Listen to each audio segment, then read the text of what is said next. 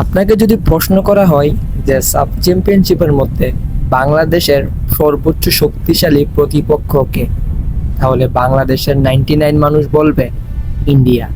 কিন্তু সূত্র তা বলছে না, আমি তা বলছি না, এবং যারা টেনে যাচাই বাছা করেছে তারা তা কখনোই বলবে না। সাব চ্যাম্পিয়নশিপের মধ্যে সর্বোচ্চ শক্তিশালী টিম এবং কোচিং স্টাফ দিয়ে দল হচ্ছে শ্রীলঙ্কা দল।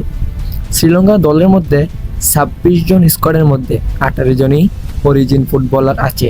যে অরিজিন ফুটবলার জন্য বাংলাদেশের মানুষ, বাংলাদেশের সাংবাদিক, বাংলাদেশের ক্রীড়া উপদেষ্টা, বাংলাদেশের কোচিং স্টাফ অনেক চেষ্টা করতেছে একজন অরিজিন ভালো ফুটবলার আনার জন্য।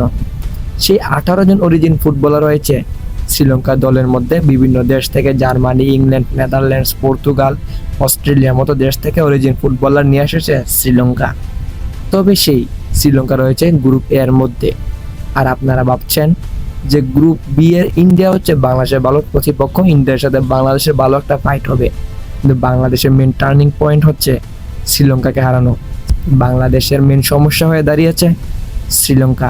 তো চলুন শ্রীলঙ্কাকে নিয়ে বিস্তারিত আরো ভিডিওতে জানিয়ে দিই। শ্রীলঙ্কা দল, এই শ্রীলঙ্কা দলের জন্য সময় পরিবর্তন করার চেষ্টা করতেছে বাফুফে। এই শ্রীলঙ্কা দলের মধ্যে 26 জন স্কোয়াডের মধ্যে 18 জন ইউরোপিয়ান ফুটবলার রয়েছে। শ্রীলঙ্কা স্কোয়াডের মধ্যে 2 জন ইংল্যান্ডের প্লেয়ার রয়েছে, 2 জন জার্মানির প্লেয়ার রয়েছে, একজন নেদারল্যান্ডসের, অস্ট্রেলিয়ার ও সুইডেন দলের মতো খেলোয়াড় রয়েছে শ্রীলঙ্কা দলের মধ্যে। এরা বাদেও আরো অনেকেই অরিজিন ফুটবলার রয়েছে শ্রীলঙ্কা দলের মধ্যে। সেই শ্রীলঙ্কা দলই পড়েছে গ্রুপ এর মধ্যে, যেখানে বাংলাদেশও রয়েছে। শ্রীলঙ্কার মতো দলের সাথে লড়তে হলে অবশ্যই হামজা, ফারহান, ফাহমিদুল, সমীর থাকতে হবে। তাই ভারত নয়, বাংলাদেশের পথের কাঁটা হয়ে দাঁড়িয়েছে শ্রীলঙ্কা জাতীয় দল।